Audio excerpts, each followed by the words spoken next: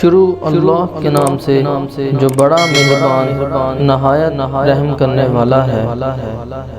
مکہ میں ابو سفیان بہت بے چین تھا، آج کچھ ہونے والا ہے۔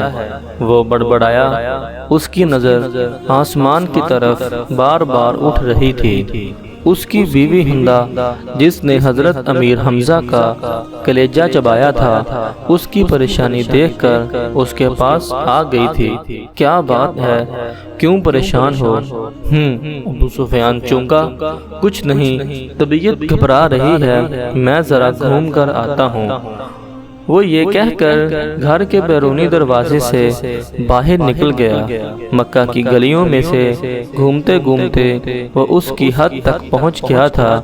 اچانک اس کی نظر شہر سے باہر ایک وسیع میدان پر پڑی۔ ہزاروں مشعلیں روشن تھیں، لوگوں کی چہل پہل ان کی روشنی میں نظر آ رہی تھی، اور بن بناہٹ کی آواز تھی جیسے سینکڑوں لوگ دھیمی آواز میں کچھ پڑھ رہے ہوں۔ اس کا دل دھک سا رہ گیا تھا۔ اس نے فیصلہ کیا کہ وہ قریب جا کر دیکھے گا کہ یہ کون لوگ ہیں۔ اتنا تو وہ سمجھ ہی چکا تھا کہ مکہ کے لوگ تو غافلوں کی نیند سو رہے ہیں، اور یہ لشکر یقیناً مکہ پر چڑھائی کے لیے ہی آیا ہے۔ وہ جاننا چاہتا تھا کہ یہ کون ہیں۔ وہ آہستہ آہستہ اونٹ لیتا اس لشکر کے کافی قریب پہنچ چکا تھا۔ کچھ لوگوں کو اس نے پہچان لیا تھا، یہ اس کے اپنے ہی لوگ تھے جو مسلمان ہو چکے تھے اور مدینہ ہجرت کر چکے تھے۔ اس کا دل ڈوب رہا تھا۔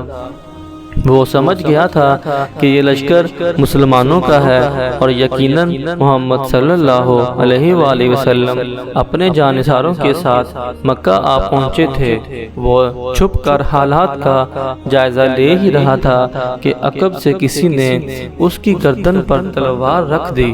اس کا اوپر کا سانس اوپر اور نیچے کا نیچے رہ گیا تھا۔ لشکر کے پہرے داروں نے اسے پکڑ لیا تھا، اور اب اسے بارگاہ محمد صلی اللہ علیہ وآلہ وسلم میں لے جا رہے تھے۔ اس کا ایک ایک قدم کئی من کا ہو چکا تھا۔ ہر قدم پر اسے اپنے کرتوت یاد آ رہے تھے۔ جنگ بدر، احد، خندق، خیبر سب اس کی آنکھوں کے سامنے ناچ رہی تھیں۔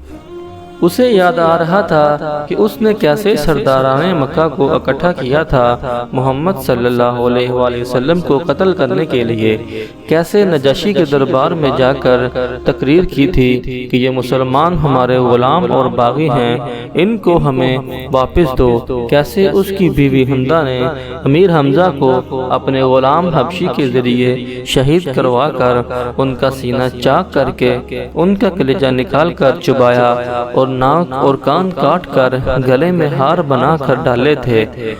اور اب اسی محمد صلی اللہ علیہ وآلہ وسلم کے سامنے پیش کیا جا رہا تھا۔ اسے یقین تھا کہ اس کی روایات کے مطابق اس جیسے دہشت گرد کو فوراً تہہ کر دیا جائے گا۔ ادھر بارگاہ رحمت للعالمین میں اصحاب جمع تھے، اور صبح کے اقدامات کے بارے میں مشاورت چل رہی تھی کہ کسی نے آ کر ابو سفیان کی گرفتاری کی خبر دی۔ اللہ اکبر! خیمہ میں نعرہ تکبیر بلند ہوا۔ ابو سفیان کی گرفتاری ایک بہت بڑی خبر اور کامیابی تھی۔ مجمع میں موجود عمر بن خطاب اٹھ کر کھڑے ہوئے اور تلوار کو میان سے نکال کر انتہائی جوش کے عالم میں بولے، اس بدبخت کو قتل کر دینا چاہیے۔ شروع سے سارے فساد کی جڑ یہی رہا ہے۔ چہرہ مبارک رحمت للعالمین صلی اللہ علیہ وآلہ وسلم پر تبسم نمودار ہوا، اور ان کی دلوں میں اترتی ہوئی آواز گونجی، بیٹھ جاؤ عمر، اسے آنے دو۔ عمر بن خطاب آنکھوں میں غیظ لیے حکم رسول صلی اللہ علیہ وآلہ وسلم کی اطاعت میں بیٹھ تو گئے، لیکن ان کے چہرے کی سرخی بتا رہی تھی کہ ان کا بس چلتا تو ابو سفیان کے ٹکڑے کر ڈالتے۔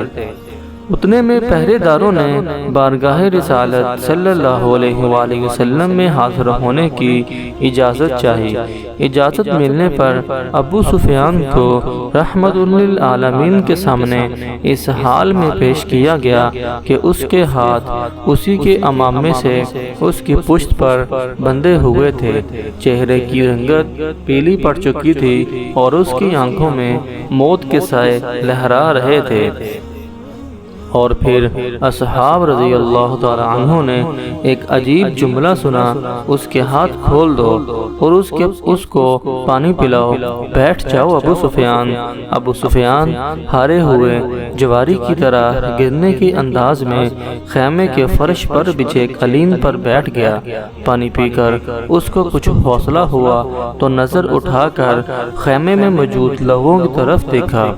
عمر بن خطاب کی آنکھیں غصے سے سرخ تھیں، ابو بکر ابن قحافہ کی آنکھوں میں اس کے لیے افسوس کا تاثر تھا، عثمان بن عفان کے چہرے پر عزیز داری کی ہمدردی اور افسوس کا ملا جلا تاثر تھا، علی ابن ابو طالب کا چہرہ سپاٹ تھا۔ اسی طرح باقی تمام اصحاب کے چہروں کو دیکھتا دیکھتا آخر اس کی نظر محمد صلی اللہ علیہ وآلہ وسلم کے چہرے مبارک پر آ کر ٹھہر گئی، جہاں جلالت و رحمت کے خوبصورت امتزاج کے ساتھ کائنات کی خوبصورت ترین مسکراہٹ تھی۔ کہو ابو سفیان کیسے آنا ہوا؟ ابو سفیان کے گلے میں جیسے آواز ہی نہیں رہی تھی، بہت ہمت کر کے بولا، میں اسلام قبول کرنا چاہتا ہوں۔ عمر بن خطاب ایک بار پھر اٹھ کھڑے ہوئے، یا رسول اللہ صلی اللہ علیہ وآلہ وسلم، یہ شخص مکاری کر رہا ہے، جان بچانے کے لیے اسلام قبول کرنا چاہتا ہے، مجھے اجازت دیجیے میں آج اس دشمن ازلی کا خاتمہ کر ہی دوں۔ ان کے منہ سے کف جاری تھا۔ بیٹھ جاؤ عمر۔ رسالت مآب صلی اللہ علیہ وآلہ وسلم نے نرمی سے پھر فرمایا، بولو ابو سفیان، کیا تم واقعی اسلام قبول کرنا چاہتے ہو؟ جی یا رسول اللہ صلی اللہ علیہ وآلہ وسلم، میں اسلام قبول کرنا چاہتا ہوں۔ میں سمجھ گیا ہوں کہ آپ صلی اللہ علیہ وآلہ وسلم اور آپ کا دین بھی سچا ہے اور آپ کا خدا بھی سچا ہے، اس کا وعدہ پورا ہوا۔ میں جان گیا ہوں کہ صبح مکے کو فتح ہونے سے کوئی نہیں بچا سکے گا۔ چہرہ رسالت مآب صلی اللہ علیہ وآلہ وسلم پر مسکراہٹ پھیلی۔ ٹھیک ہے ابو سفیان، تو میں تمہیں اسلام کی دعوت دیتا ہوں اور تمہاری درخواست قبول کرتا ہوں۔ جاؤ تم آزاد ہو۔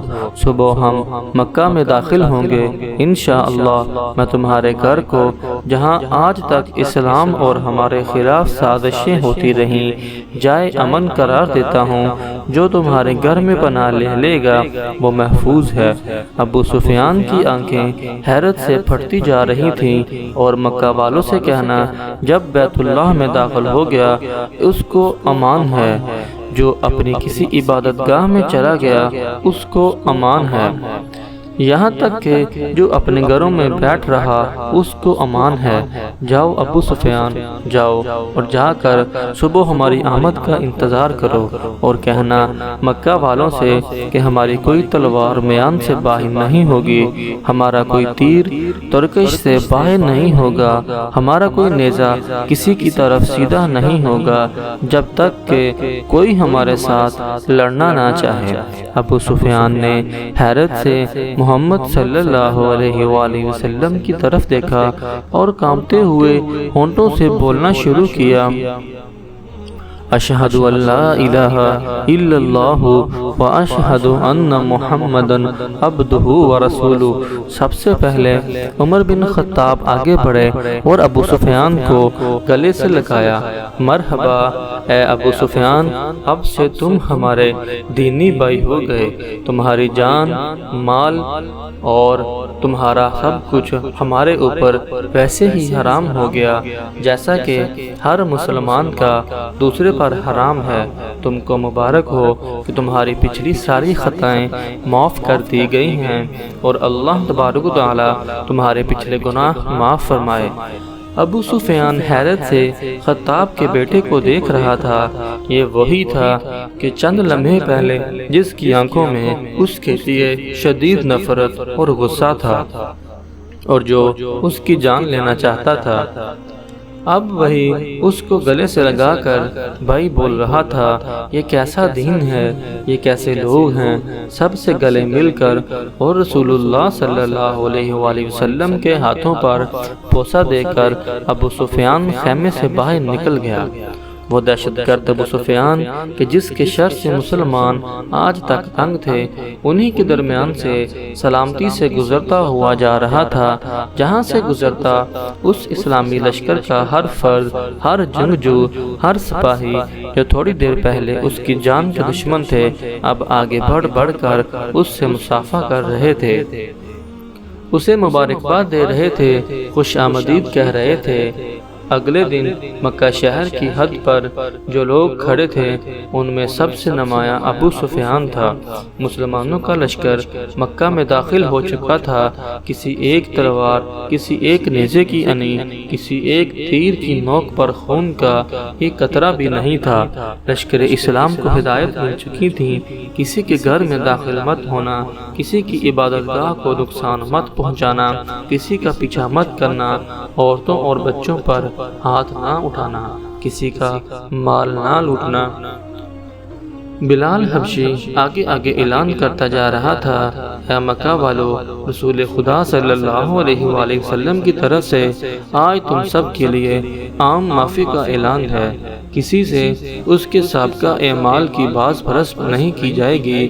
جو اسلام قبول کرنا چاہے وہ کر سکتا ہے، اور جو نہ کرنا چاہے وہ اپنے سابقہ دین پر رہ سکتا ہے۔ سب کو ان کے مذہب کے مطابق عبادت کی کھلی اجازت ہوگی، صرف مسجد الحرام اور اس کے حدود کے اندر بت پرستی کی اجازت نہیں ہوگی۔